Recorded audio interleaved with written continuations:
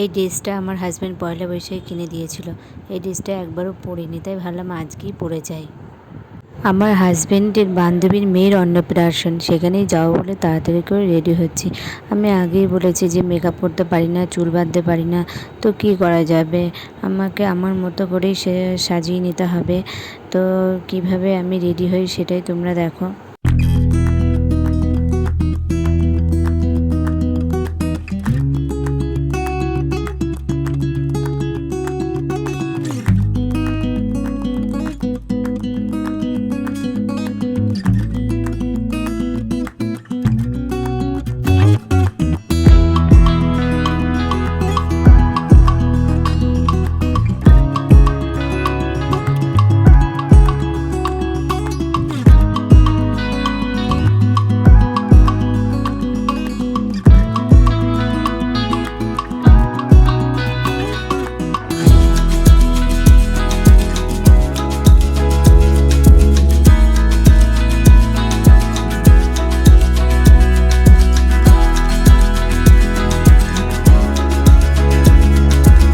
এই সানস্ক্রিমের মধ্যে extra foundation আছে, তাই ভাবলাম এটাই মেখে নিই, তাহলে গ্লো একটা ভাব দেবে মুখে।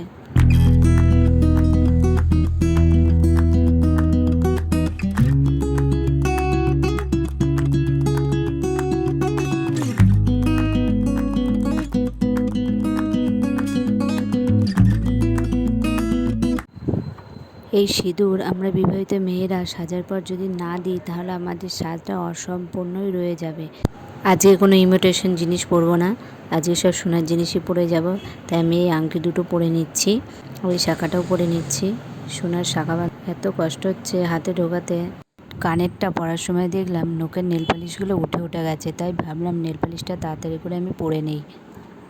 আমি ভাবছি ওখানে এত গর্জেস সাজের মধ্যে আমার এই ফ্যাকাশে সাজ কেমন লাগবে আমি জানি না, তো কি আর করা যাবে। ও বড় ইউটিউবার শর্মিষ্ঠাদির মেয়ের অন্নপ্রাশন, বুঝতেই পারছো, তাই নিজেকে চারপাশটা দেখে নিচ্ছি। আমার হাজব্যান্ড বলে তুমি যেরকম সাজবে সেই রকমই তোমাকে সুন্দর লাগবে, তুমি নর্মালি সুন্দর লাগবে। আমি এসে পুচকুকে কোলে নিয়ে নিয়েছি।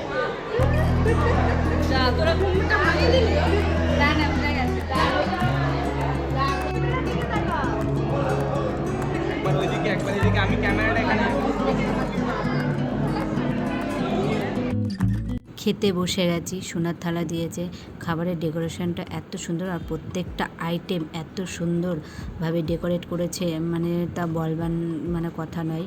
আর প্রত্যেকটা খাবারই সুস্বাদু আর প্রত্যেকটা আইটেম এত ভালো ছিল।